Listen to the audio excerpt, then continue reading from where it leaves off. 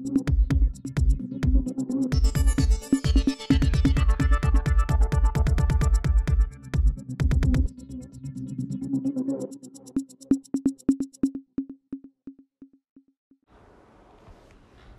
के राष्ट्रीय प्रवक्ता राज्यसभा सांसद सुधांशु त्रिवेदी ने पत्रकारों को संबोधित करते हुए बताया कि कांग्रेस पार्टी का पुराना रोग एक बार फिर टीम टीस उभर रही है। वो फिर राम मंदिर को लेकर चुनाव आयोग गए। आपको राम से आपत्ति है या फिर मंदिर से आपत्ति है?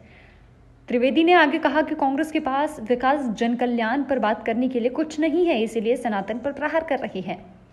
कांग्रेस भारत में विभाजन के आधार पर लेना चाहती है सत्ता। वो कहते हैं कि बाबरी मस्जिद शहीद हो गई, ये कोर्ट की अवहेलना है। कोर्ट में राम मंदिर कैसे में राम जन्मभूमि बाबरी का परिसर का जिक्र है, ना कि बाबरी मस्जिद का। 1961 तक कभी मुस्लिम समाज पक्षकार नहीं बना। 12 साल की मियाद खत्म होने के 11 दिन पहले किसके उकसाने पर मुस्लिम पक्षकार सामने आए? इंदिरा जी के समय जब खंबे सामने आए तो कोर्ट ने खुदाई पर स्टे लगवा दिए। त्रिवेदी ने आगे कहा कि अटल जी के समय टेक्नोलॉजी के सहारे 2003 में सभी सबूत सामने आए। वो इनके ही नेता थे जो वकील का चोला पहनकर राम मंदिर का विरोध कर रहे हैं। हमने कभी नहीं कहा कि हम मंदिर बनवा रहे हैं। हमने हमेशा कहा कि हम केवल पथ प्रदर्शन कर रहे हैं। कार सेवा के समय मध्य प्रदेश की पटवा सरकार ने ग्वालियर झांसी रोड पर अस्थायी दीवार बनवा दी ताकि कोई भक्त अयोध्या न जा सके। आप भी सुनिए सुधांशु त्रिवेदी ने क्या कहा। मित्रों, मध्य प्रदेश में चुनाव का मौसम चल रहा है और त्योहारों का मौसम भी चल रहा है। विजयदशमी अभी हमने मनाई है, दीपावली की तरफ हम बढ़ रहे हैं, परंतु इसी के साथ साथ एक पुराना रोग कांग्रेस पार्टी के मन में जो रह रहे कर टीस मारता होगा वो भी उभर कर सामने आ रहा है।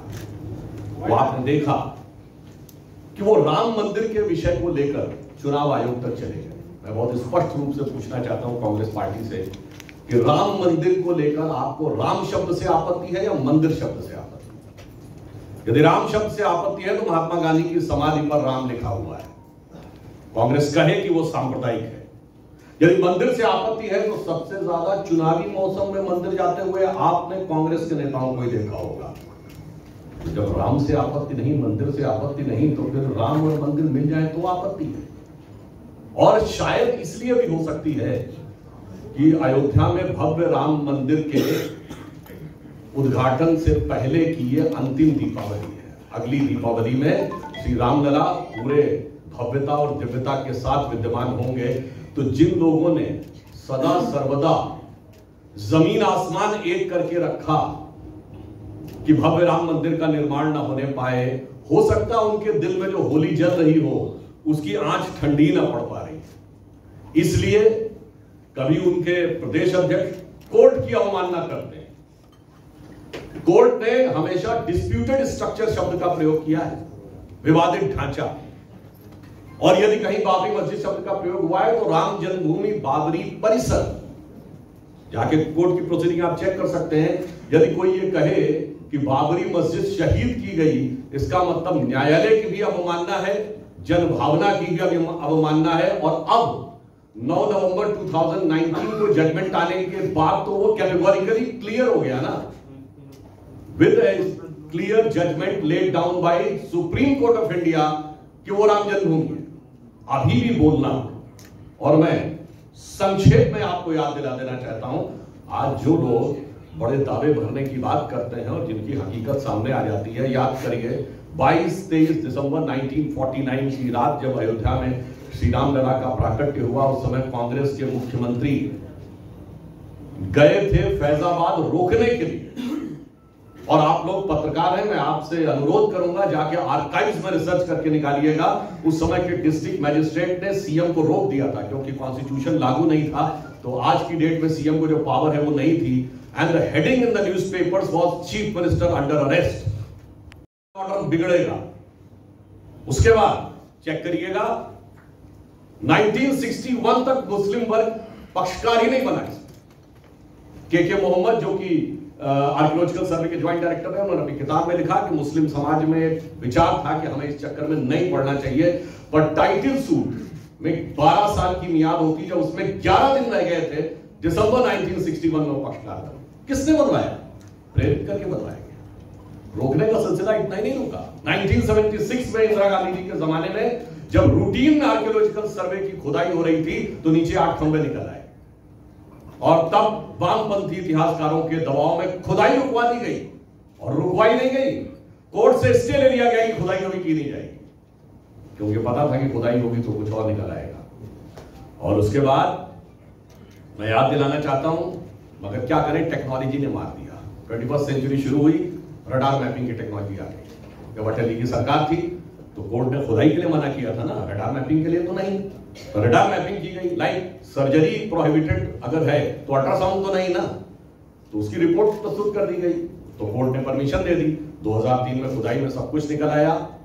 उसके बाद इन्हीं के नेता वकील का चोला ओढ़कर तथा कथित बाबरी मस्जिद एक्शन कमेटी के वकील बन के खड़े होते थे। इन्हीं के नेता, याद करिए, श्री पीवी नरसिम्हा राव ने 7 दिसंबर 1992 को कहा कि हम बाबरी मस्जिद दोबारा तामील करेंगे। देश की एक प्रतिष्ठित पत्रिका को इंटरव्यू देते हुए 15 जनवरी 1993 को उन्होंने फिर रिट्रेट किया और उत्तर प्रदेश के तत्कालीन मुख्यमंत्री मुलायम सिंह यादव जी ने फ्लोर ऑफ द हाउस पे बात बोली। जबकि एक और बात है, ये कह के सिर्फ वो देश की जनभावना का अपमान ही नहीं कर रहे थे, सांप्रदायिक वातावरण ही बिगाड़ नहीं रहे थे, इस्लाम धर्म का अपमान भी कर रहे थे, क्योंकि इस्लाम की मान्यता के अनुसार तो वो काफिर है और काफिर को मस्जिद तामील करने का हक नहीं है, और संविधान का अपमान कर रहे थे। How can a prime minister and chief minister से कि वो मस्जिद बनवाएगा। हमारा बहुत साफ कहना था, हम मंदिर नहीं बना रहे थे, मंदिर निर्माण का मार्ग प्रशस्त कर रहे थे। मंदिर निर्माण का काम श्री राम जन्मभूमि समिति और संतों का था। फिर मैं पूछना चाहता हूं, ये वही मध्य प्रदेश है? हम लोग तो उस समय स्टूडेंट लाइफ में थे जिस समय पटवा जी की सरकार थी यहाँ 1990 कार सेवा के समय, जब मध्य प्रदेश से कार सेवक जा रहे थे तो ग्वालियर से झांसी की रोड के ऊपर झांसी में कोई जाने ना पाए तो दीवार बना दी गई थी अस्थायी। और उस समय मुलायम सिंह जी की सरकार कांग्रेस के समर्थन से चल रही थी, क्योंकि बीजेपी ने 24 अक्टूबर 1990 को समर्थन वापस ले लिया था जब समस्तीपुर में अडवाणी जी की यात्रा को रोका गया था। तो आप समझिए, दीवार लगा दी गई थी कि यहां से कोई जाने ना पाए। और जब 6 दिसंबर 92 की घटना हुई तो यूपी में समझ में आता था कि मध्य प्रदेश की सरकार क्यों बर्खास्त की गई थी। 22 जनवरी को भव्य उद्घाटन है राम मंदिर का, तो क्या सोनिया गांधी, राहुल गांधी, प्रियंका गांधी पहुंचेंगे क्या? आप इस पे क्या कहना चाहते हैं? देखिए, ये श्री राम जन्मभूमि ट्रस्ट का विषय है और जहां तक मुझे जानकारी है इसमें जो पदेन लोग हैं उनके अतिरिक्त राजनीतिक लोगों को तो वो लोग तय करेंगे, अभी तक बुलाने की जानकारी नहीं। संजीव जी, मध्य प्रदेश में रोज चुनावी मुद्दे बदल रहे हैं, आपको सबसे बड़ा मुद्दा क्या लगता है? मध्य प्रदेश में चुनावी मुद्दे नहीं बदल रहे हैं, चेहरे, रंगत, फितरत बदल रही है। मुद्दा एक ही है, मध्य प्रदेश का विकास, वो शानदार विकास जो हमारी सरकार आने से पहले बंटाधार हो गया था मध्य प्रदेश का। बिजली पानी सड़क के लाले पड़ गए थे, वहां से इतना बदलाव है कि हमारी सरकार आने से पहले छोटी बड़ी सड़कें मिला के 44,000 किलोमीटर की सड़कें थी, आज छोटी गांव की बड़ी सड़कें मिला के 4 लाख किलोमीटर की सड़कें हैं। तो मुद्दा है विकास, जन कल्याण और सहभागिता। उनके लिए चेहरे के ऊपर चेहरे लगाकर इधर उधर आने की परिस्थितियां हैं।